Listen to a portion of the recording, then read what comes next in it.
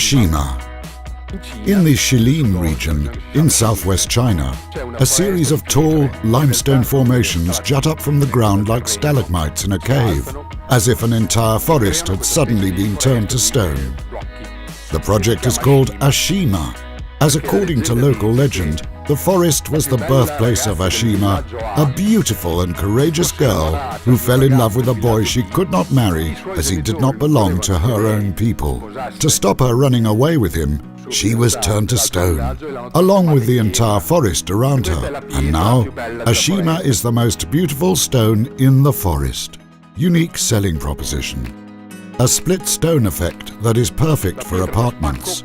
This tile looks strong and rough, but is actually smooth, soft and easy to clean.